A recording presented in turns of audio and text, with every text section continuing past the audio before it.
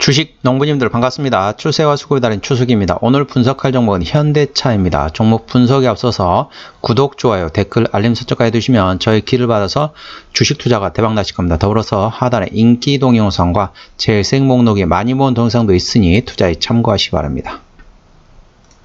예, 현대차 현재 그 상승 후에 현재 지금 눌림목 구간에서 조금 하락하고 있다고 보시면 되겠습니다. 리포트 내용 먼저 말씀드리겠습니다. EV 브랜드 전략 변화가 필요하다. 그러니까 EV라는 것은 전기차를 말하는 거죠.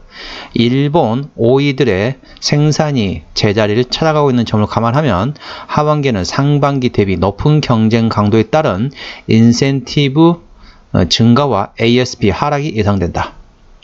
EV 성능이 뛰어나고 아무리 상품성이 높다고 하더라도 소비자들이 기존 내연기관 브랜드에 가지는 이미지와 가격대는 쉽게 바뀌지 않는다. 23년 연간 배당 12,000원을 가정할 경우 동사의 보통주의 배당 수익률은 약 6% 수준이다. 지속적인 주주 환원 정책 확대는 밸류에이션 상향으로 연결될 수밖에 없다. 예, 이제 기존에 같은 거 보면은 어떻습니까? 이제 과거 이제 제가 찾아보니까 이런 게 있습니다. 이제 미국에서 미국 브랜드 파워에서 그 고객들한테 설문조사를 합니다. 그러니까 정확히 말하면 폰 서베이가 되겠죠. 전화를 해가지고 해피콜을 합니다.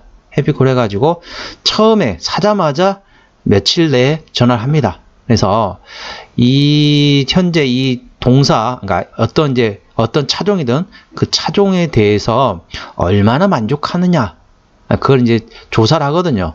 그걸 이제 영어로는 IQS라고 하는데요. 우리나라 말로는 초기 품질 지수라고 합니다. 초기 품질 지수 보면은 현대차는 거의 한 5위에서 10위 요 사이, 5위에서 10위 요 사이 움직이거든요. 근데 이제 3년, 이 차를 운행을 3년이 지나고 난 다음에 다시 전화합니다. 그래서 초기에 하는 거를 IQS, 그 다음에 3년 후에 하는 거를 폰서베이를 VDS라고 합니다. 그래서 내구 품질 지수라고 합니다. 초기 품질 지수에서는 5에서 12 요 사이에서 왔다 갔다 합니다. 그런데 VDS, 그러니까 내구 품질 지수를 확인하게 되면은, 조사를 하게 되면은 좀 등수가 많이 떨어져요. 한 30위권, 20에서 30위권 왔다 갔다 하고 있습니다. 근데 참고적으로 말씀드리면은 저는 이제 이거에 대해서 그렇게 완전 맞다라고 볼 수는 없겠지만은 초기 품질 지수 1위 그리고 내구 품질 지수 1위, 여기가 바로 이제 렉서스가 되겠습니다. 렉서스를 이제 흔히 그렇게 얘기하죠. 자동차 업계에서 뭐라고 하냐면 렉서스가 뭐 줄임말이거든요. 뭐를 줄임말이냐? 가자 미국으로 차 팔러 라는 말의 줄임말이 바로 렉서스입니다. Let's go export United States. 뭐 그런 말의 줄임말이 렉서스입니다. 그러니까 토요타에서 개별 브랜드 한 거죠. 우리나라 보면 현대차에 보면은 뭐가 있습니까? 현대차의 제네시스 있죠. 현대차의 제네시스는 개별 브랜드로 하고 있습니다. 그런 것처럼 토요타 자동차의 렉서스는 개별 브랜드를 하고 있죠. 그래서 렉서스가 IQS, VDS 모두 초기 품질수하고 내구 품질수 세계 1위라는 거, 그거는 제가 이렇게 딱히 일본은 좋아하진 않지만은 참고적으로 말씀드렸습니다. 그렇다 보니까 이제 현대차나 기아차 우리나라 같은 경우는 어떻습니까?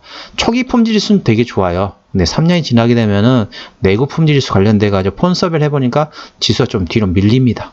그렇기 때문에 그런 거에 대해서 감안해가지고 어떻게 해서 이제 그게 이제 기존에 내연기관 차량에서 가지고 있던 소비자들의 이제 심리라고 보는 거죠. 그게 이제 전기차로 가면서 바뀌느냐? 쉽게 바뀌지는 않습니다. 이미지는 계속 남아있는 거죠. 그렇다 보니까 그거를 이제 강화를 시켜야 된다. 그런 의미의 리포트였다고 보시면 되겠습니다. 자, 이 종목 같은 경우, 현대차 같은 경우는 추세적으로 보시게 되면은 현재 지지대는 18만원이 됐습니다. 18만원의 지지대가 되겠고요. 1차장 때는 19만 5천원, 2차장 때는 20만 8천원 되겠습니다.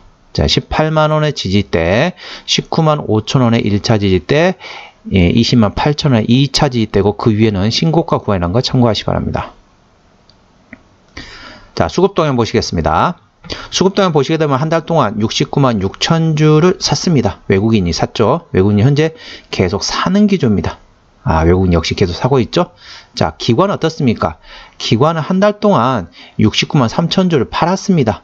최근에도 계속 팔고 있는 기조죠. 중간에 조금 사고 있긴 하지만은 파는 것 대비 사는 게 너무 빈약합니다. 그렇기 때문에 현재 기관은 파는 기조다. 그래 보시면 되겠습니다. 자, 금투 같은 경우는 현재 트레이딩 하고 있고요. 보험은 팔고 있고요. 투신도 팔고 있고요. 자, 은행은 사고 있습니다.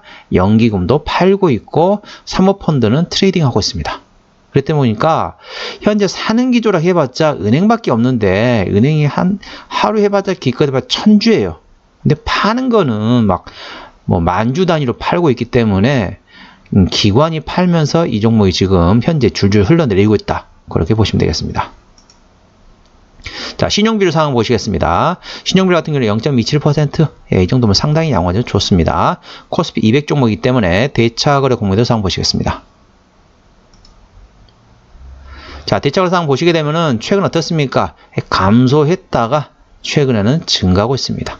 대차거래는 현재 증가하는 추세이고요. 자, 한 달 기준으로 보게 되면은 15만 주가 대차거래가 증가했습니다. 최근에도 지금 증가하고 있는 추세이죠. 자, 공매도 상황 보시겠습니다. 공매도 상황 보시게 되면 10% 이상이 중요한데, 자, 10% 이상이 하루, 이틀, 3일, 4일, 5일, 6일. 이 정도면은, 어느 정도는 공매도가 지금 공격이 들어오고 있습니다. 완전히 강하게 들어온 건 아니지만은, 뭐 일반적인 수준은 넘어섰습니다. 어느 정도는 공격을 하고 있다. 그리고 대차거래도 좀 증가하고 있다. 그렇기 때문에 주가가 현재 좀 조금씩 흘러내리고 있습니다. 제가 이제 항상 말씀드리고 있지만은 대차거래는 저점을 조심해라. 대차거래 공매도는 저점을 조심해라.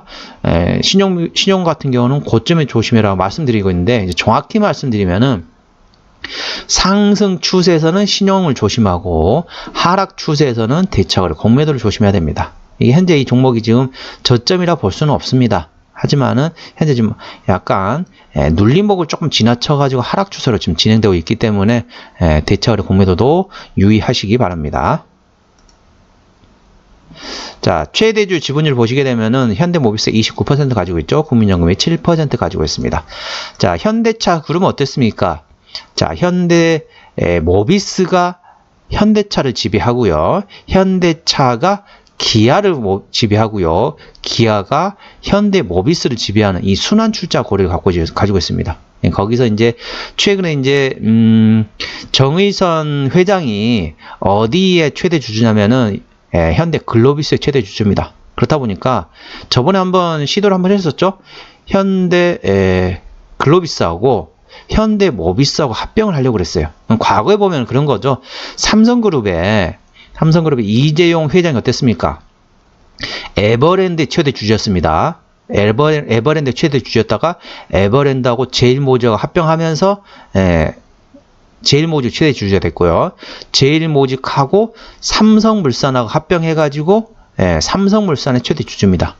그리고 향후에는 또 그런 얘기가 있잖아요. 삼성물산하고 삼성전자를 쪼개가지고 삼성전자 사업회사하고 삼성전자 홀딩스를 만들어가지고 삼성전자 홀딩스하고 삼성물산 합병 이런 식으로 계속 갔잖아요. 그런 것처럼 현대차 그룹의 회장은 정의선 회장인데 정의선 회장은 현재 현대글로비스의 최대 주주입니다. 그래서 현대글로비스하고 현대모비스하고 합병해가지고 이제 그쪽에 현대차 그룹의 지배구조 정점에 들어가려고 했는데 저번에 한번 시도했다가 한번 실패를 했죠. 또 언젠가 또 나올 수는 있다라는 걸 참고하시기 바랍니다. 이건 이제 보는 이유는 바로 그거죠. 책임경영 확인 차원이죠. 대형주는 20% 이상, 중소형주는 30% 이상을 가지고 있어야 책임경영 한다고 하기 때문에 이 정도면 훌륭합니다. 뭐 하는 회사인지 아시죠? 자동차를 만드는 회사죠. 물론 자동차 안에는 내연기관 차량도 있고 전기차도 있고 수소차도 있죠. 자, 실적 상황 보시게 되면은 매출액 같은 경우는 작년에 얼마입니까? 이게 1000억이거든요. 1000억, 조, 10조, 100조, 142조 5천억 원이었습니다. 작년에 142조 5천억 원의 매출액에서 올해 159조 9천억, 거의 160조 원이 됩니다. 상당히 좋아지죠? 내년에는 165조 6,600억 원 정도 되겠습니다. 그리고 영업이익 같은 경우는 작년에 9조 8천억에서 올해 14조 6천억, 내년에 14조 4천억. 자, 당기순이익 같은 경우는 작년에 7조 9천억에서 올해 12조 5천억, 내년에 12조 4천억. 자, 여기서 특징이 뭐냐면은, 자, 쭉 보실게요. 영업이익만 일단 보겠습니다. 2018년도에 2조 4천억에서 2019년도에 3조 6천억, 2020년도에 2조 3천억. 그랬다가 2021년도에 6조 6천억까지 증가했습니다. 그러니까 2020년도에 2조 3천억에서 2021년도에 6조 6천억까지 증가했습니다. 그리고 올해는 9조 8천억까지 증가했다는 거죠. 그렇기 때문에 상당히 실적이 점프를 하고 있죠. 그렇기 때문에 주가는 계속 올라왔습니다. 그런데 내년에도 9조 8천억에서 내년에 14조 6천억까지, 내년까지 좋습니다. 자, 앞에 한번 보게 되면 2조 원, 3조 원, 2조 원, 6조 원, 9조 원, 14조 원. 여기까지 상당히 좋았습니다. 상당히 실적이 좋아졌는데 내년에 14조 4천억. 어라? 계속 영업이익이 막 점프를 뛰다가 다 보러 갔네. 오히려 2023년대에 2024년도가 영업이익이 소폭이지만 감소한다는 거죠. 역성장한다는 거죠. 물론 소폭이긴 하지만 그렇다 보니까 그렇게 계속 점프 하던 실적이 갑자기 답보 상태에 오히려 이제 영업이익이 역성장을 소량이지만 소폭이지만 한다고 하니까 주가가 올라가지 못하는 겁니다. 실적에 따라서 주가가 움직여야 되는데 실적이 이제 계속 좋아지다가 점프 하다가 갑자기 쉬어가는 거죠. 그렇다 보니까 주가가 현재 그렇게 강하게 올라가지 못한다고 보시면 되겠습니다. 자, 분기 실적 보시게 되면은 1분기는 지나갔고요. 2분기에 작년에 2조 9천억에서 올해 4조 2천억. 실적이 엄청 잘 나왔죠. 자, 3분기 같은 경우는 작년에 1조 5천억에서 올해 3조 4천억. 거의 더블입니다. 더블 이상이 되는 거죠. 3분기 그렇습니다. 4분기 같은 경우는 작년에 3조 3천억에서 올해 3조 4천억. 어라? 이 상승 속도가 좀 둔화됐죠? 2분기 같은 경우는 어떻습니까? 2분기 3조 원에서 2조 9천억에서 4조 2천억이 는 어떻습니까? 거의 한 35% 정도, 거의 40% 가까이 성장을 했거든요. 3분기 같은 경우는 1조 5천억에서 3조 4천억으로 거의 한 55% 성장합니다. 그런데 4분기 때는 작년에 3조 3천억에서 올해 3조 4천억. 어라? 기껏해야 5%밖에 성장 못하네. 그리고 올해 1분기 때 3조 5천억에서 내년 1분기 때 3조 7천억. 여기도 마찬가지죠. 그렇다 보니까 전년 동기 대비 실적이 계속 점프를 하다가 이제 답보 상태로 되는 거죠. 그렇다 보니까 이제 주가가 상승을 못 하는 겁니다. 어떤 사람은 그래요. 아니, 3분기 때 실적 좋다면서요. 주가는 선반영을 합니다. 보통 교과서에 그렇게 하죠. 실적을 6개월 선반영해서 주가가 움직인다. 실적을 6개월 선반영해서 6개월 전에 이렇게 선반영한다는 거죠. 주가가.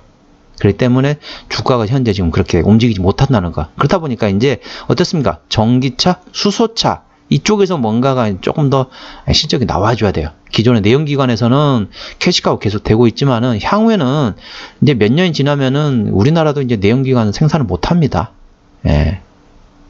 그렇게 이제 유럽 같은 경우도 그렇고, 중국도 그렇고, 미국도 그렇고, 전반적으로 내연기관 차량은 이제 생산을 못 하게 됩니다. 그렇다 보니까 향후의 먹거리는 뭐죠? 전기차와 수소차. 그걸 보시면 되겠습니다. 자, 부채비율 보시게 되면은 자, 부채비율 보시면 166%, 다소 높은데, 유보율이 5,500%이기 때문에 재무적으로는 일반적인 상태라고 보시면 되겠습니다. 영업이익률 같은 경우는 8.69%, 일반 제조업이 5에서 8%를 감안하면 딱 그 정도 수준이죠. 참고적으로, 기아차 같은 경우는, 이제 기아차가 아니라 기아죠. 기아 같은 경우는 영업이익률이 내년 기준으로 11%입니다. 때문에 똑같은 자동차 업종이라고 하지만은 현대차는 일반 제조업 수준의 영업이익률이고 기아 같은 경우는 11%이기 때문에 테슬라를 앞질렀어요. 영업이익률을 테슬라를 앞질렀기 때문에 아무래도 조금 다르죠. 현대차하고 기아하고는 조금 보는 시각이 다르다는 점을 다시 한번 말씀드리겠습니다. EPS 같은 경우는 42,700원, BPS는 375,000원입니다. EPS는 내년 실적 기준입니다. 다시 한번 말씀드립니다. EPS는 항상 모든 제가 제 방송 때는 항상 말씀드린 거는 EPS는 전부 내년 실적 기준으로 EPS를 한다는 거 말씀드립니다. 그렇기 때문에 내년 실적 기준으로 EPS고 내년 실적 기준으로 PER을 잰다. 일반적으로 그렇게 한다는 거 참고하시기 바랍니다. 이렇게 어떤 사람들은 작년 거 실적을 작년 거 EPS를 보고 작년 EPS 볼까요? 작년 EPS는 26,500원밖에 안 돼요. 내년 실적 EPS는 42,000원입니다. 그러면 PER이 확 차이가 나겠죠. 자, 42,700원 기준으로 현재 밸류에이션 보시겠습니다. 42,700원이면은 4416, PER 4배밖에 안 되죠.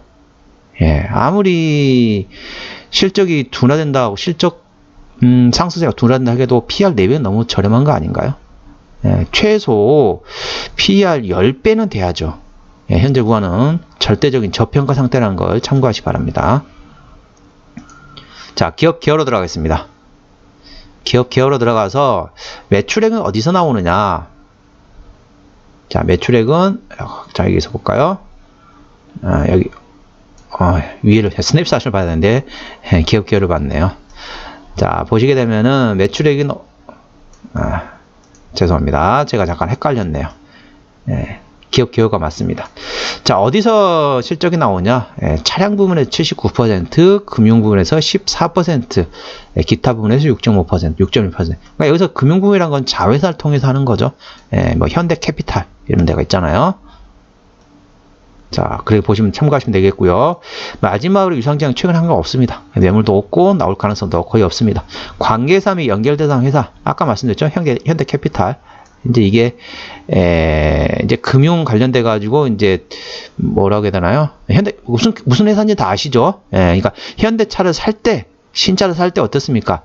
현대카드로 하고 그걸 해가지고 이제 분할로 하는 거죠. 그렇다면 그러니까 현대캐피탈 뭐 관련돼 가지고 실적이 나온다고 보시면 되겠고, 뭐 현대 PNG 그리고 나머지 현대 트랜시스, 현대 한국 전기차 충전 서비스도 있네요. 그리고 현대 카드, 기아, 현대 로템, 현대 오토에버, 현대차 증권, 현대 위아, 현대 건설, 현대 제철, 현대 글로비스. 이렇게 보시면 되겠습니다. 상당히 많죠. 현대 캐피코도 있죠. 현대 캐피코는 자동차 부품 회사입니다. 쭉쭉쭉. 상당히 많습니다.